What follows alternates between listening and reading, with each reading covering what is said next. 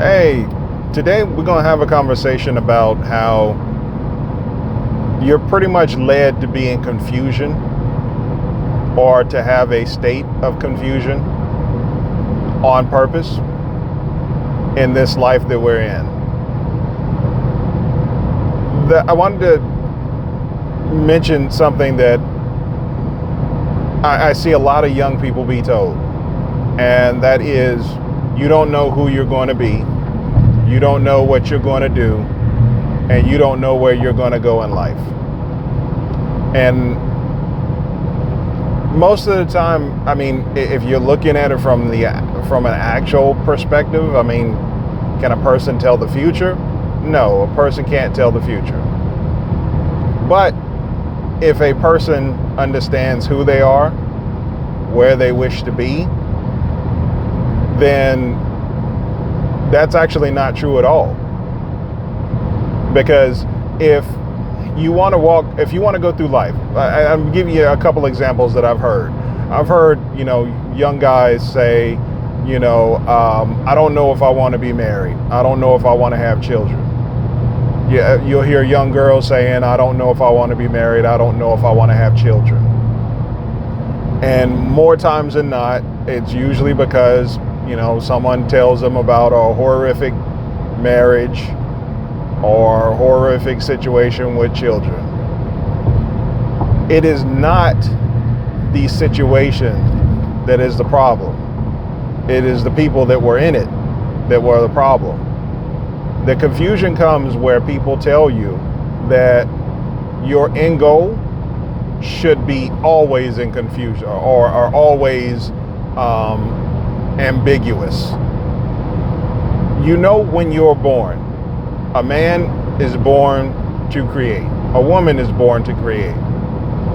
We are born into a society, or we're born into a world where from the very beginning of our lives, we were made to be together, a man and a woman.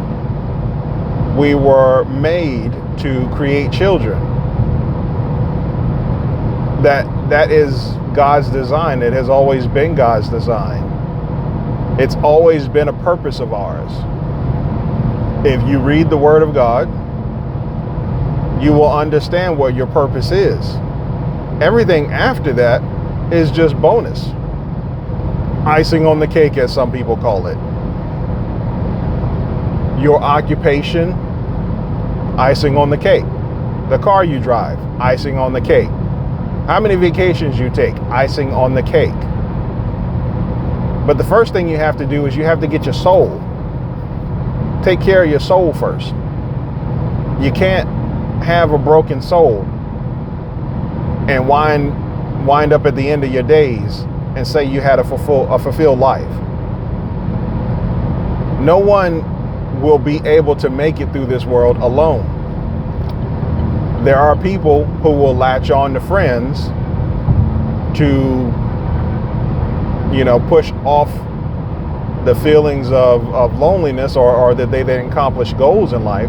But by the end of their life, they will wish that they had a family that they could actually have a conversation with and pass a legacy on to.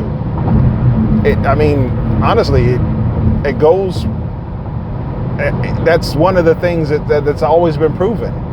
Each and every time you hear about an old person's regrets, and the old person's regrets who had a family, their regrets are that, I should have been able to leave more for my family. I should have been able to, do more for my family. But you hear an old person who never had children, never had a bond of a marriage or anything like that, their regret is, I wish I had found somebody that could complete my journey in life. It's always been like that. God tells us it's always been like that. You can't fight what exactly it is that you were designed to do. You could put off, being married and having children. And when you put that off, you will see eventually that you may have missed the boat as it come for you. Now, am I saying go have children at 16, have children at 18? No. You got to be intelligent about the situation. But you want to start your life off knowing that you want to have children, that you want to be married, that you want to have a bond. A man and a woman want to have a bond with one another prior to them having children. Let me make that absolutely clear. Most people who get it right have had the bond between the man and the woman prior to them having children, and then they get on one accord, and then they move forward towards the future with their children learning the household rules, the household goals, God's design, being taught by a family, seeing the presence of a mother and seeing the presence of a father in the household. There are so many things that moms and dads do that kids just observe. It's not even told to them. And it's a behavior that will come out of them when they need to be put in this situation. It will be almost innate, almost a situation where someone will say, I don't know why I do this, but I remember seeing my dad do it, or I remember seeing my mom do it. And that's why it is so important to have a family unit, a mother and a father, a husband and a wife in the household for the children, and the children are the legacy. You can't do it any other way. Don't let nobody tell you to be confused till you get so old that the confusion is now your state of being. Separate yourself from everyone telling you what it is to be confused. Confused about sexuality, confused about, whether you're a good person or a bad person, confused about whether you want to be selfish or whether you want to be kind-hearted. There's no confusion needed. Be a good person. Do good things for good reasons. And everything will be okay. Everything will be okay.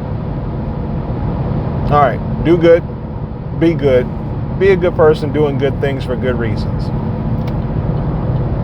You take care of yourself and know that somebody loves you.